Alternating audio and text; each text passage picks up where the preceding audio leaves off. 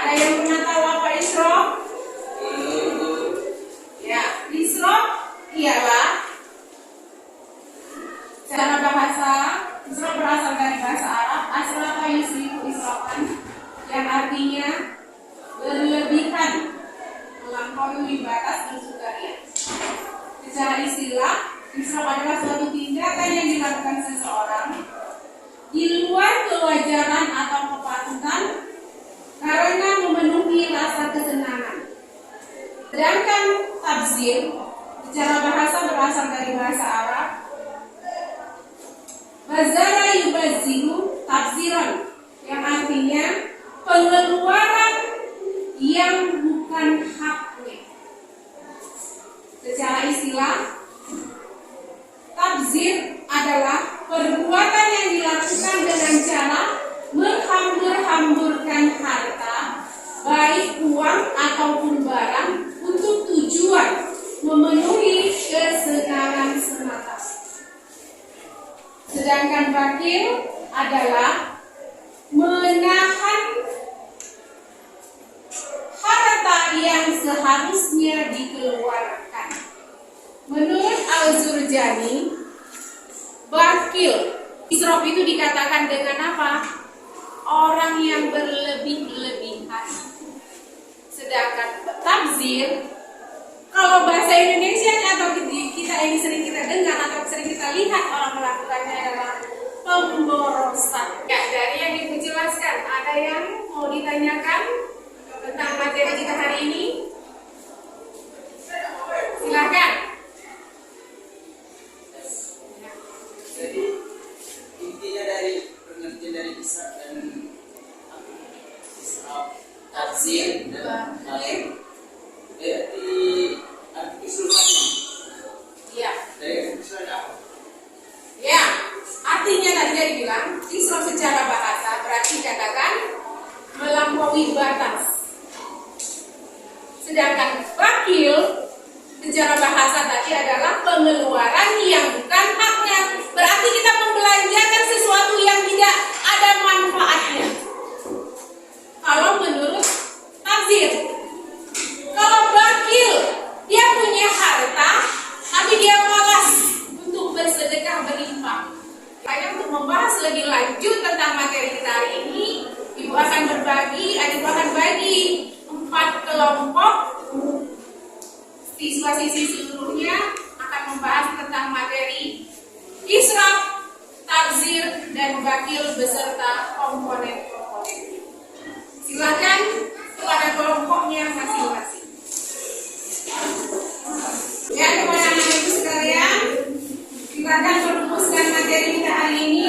Lanjutnya mempresentasikan rumusan materi yang kita pelajari hari ini tiap-tiap kelompok. Silakan. Pada kelompok 1, silakan membacakan hasil diskusinya. Isyraq, pengertian isyraq. Pengertian isyraq lebih media dalam bahasa Arab disebut dengan kata asrofayus. Kelompok 1 hasil diskusinya. Dilanjutkan kepada kelompok 2, membacakan hasil diskusi materinya.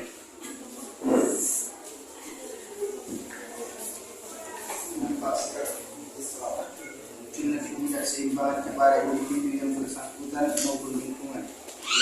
Paling menyadar munculnya kecemburuan sosial dan dapat memicu kekhawatiran sosial, hilangnya kepedulian sosial.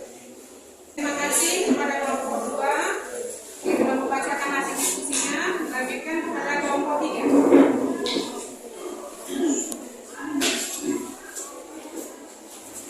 Tabzir, bagaimana dijelaskan dalam pengertian tabzir bahwasanya dalam tabzir adalah bukan barang yang diberikan.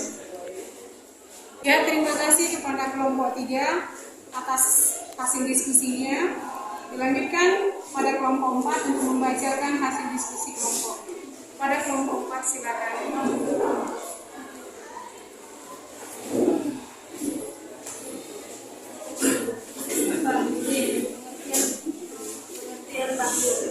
Adalah menahan harta yang seharusnya dikeluarkan. Al-Jurjani dalam kitab Al-Ta'rifah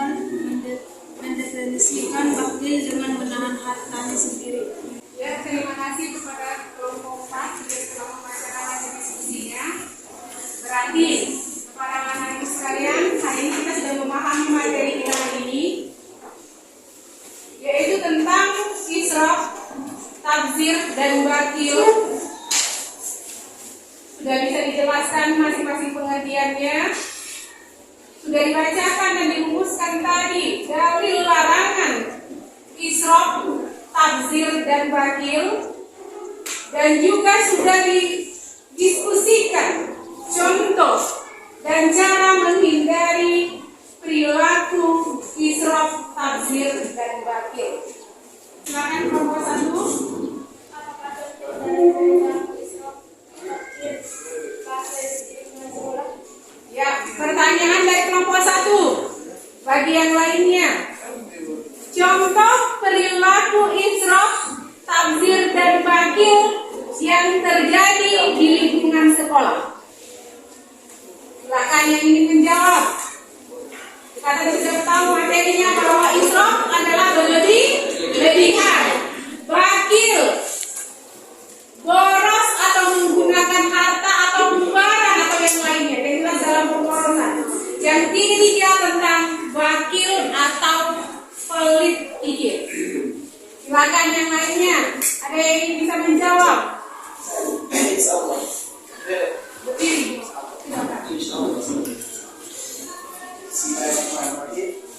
Saya akan menjawab pertanyaan dari saudara Wisnu. Dipertanyakan bahan tafsir pagi dalam lingkungan sekolah. Yang pertama kita sudah mengetahui pengertian dari israf. Israf yaitu berlebihan. Bahwa terdapat dikumpulkannya kalau di sekolah berlebihan dalam mengumpulkan uang saja. Yang kedua, contoh dari tafsir. Pengertian tafsir mengumpulkan harta. Sudah kita ketahui tafsir itu disebut juga mengumpulkan harta. Dalam contohnya lingkungan sekolah, berpoya-poya dalam kebutuhan harta orang tua. Contoh israf yang ada di sekolah kata teman kita sehat, yaitu adalah menghapuskan uang jajan, pemborosan dalam uang jajan. Yang tafsir, dia bilang menghapuskan harta orang tua. Ketika sudah diberi SPP, dia nggak bayarkan. Dia pakai untuk jajan, dia pakai untuk paket. Contoh yang selanjutnya tentang bakil, dia tidak mau berinfak atau mentraktir temannya. Ketika jajan, ketika ada hartanya yang berlebih. Ya, ada lagi yang lain? Ya, kepada yang lain boleh. Yang ingin menambahkan. Contoh perilaku israf, tabzir dan bakil yang terjadi di sekolah. Silakan yang lain. Kalau masih ada.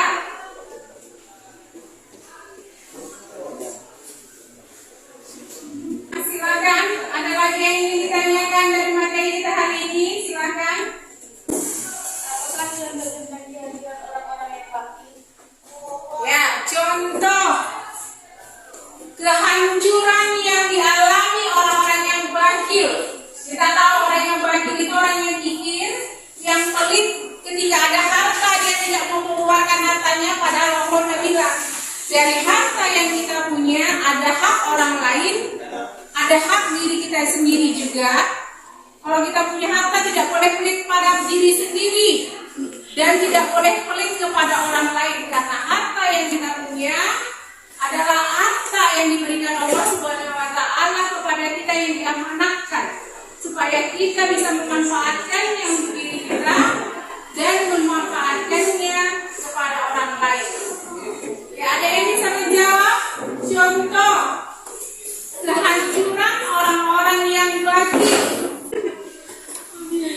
Jawabannya salah satunya dalam Quran kaja kebakilan yang kisah hidupnya diabadikan dalam Quran surah Al-Qasas dalam salah satu di ayat 81 dan berbunyi Bismillahirrahmanirrahim fahasabna bihi wa bidari arda fama kana lah min fi'ati yansuruna min dunillahi wa ma kana minal muntasyirin. Yang artinya maka kami benamkan karung beserta rumahnya ke dalam bumi maka tidak ada baginya satu golongan pun yang melindunginya terhadap azab Allah. Dari pertanyaan, contoh kehancuran yang dialami orang-orang yang berlaku bakil. Salah satunya kita lihat kisah Qarun yang dituliskan Allah Subhanahu wa taala dalam Quran surah Al-Qasas ayat 81. Kita mengetahui bahwa Qarun itu adalah orang yang bakil, yang kikir. Dia punya harta untuk dirinya sendiri saja dia pelit, apalagi untuk orang lain. Sehingga kemurkaan Allah terjadi padanya. Allah tenggelamkan dirinya beserta rumahnya dan harta yang dia miliki. Makanya sering kita sekarang lihat, kalau kita menggali lubang atau kita bilang menggali tanah, ada orang-orang tua kita yang mengatakan bahwa ada harta Qarun di dalamnya.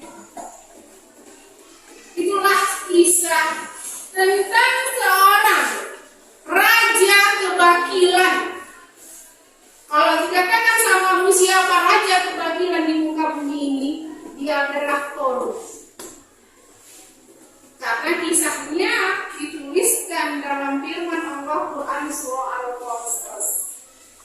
Salah satunya yang telah disebutkan oleh sahabatmu, Quran surah Al-Qasas ayat 81. Tidak ada yang bisa menolongnya dari apa yang telah diberikan Allah Subhanahu wa taala kepadanya karena kebakilan yang dia lakukan. Ya, sampai di sini pelajaran kita hari ini, mudah-mudahan bermanfaat.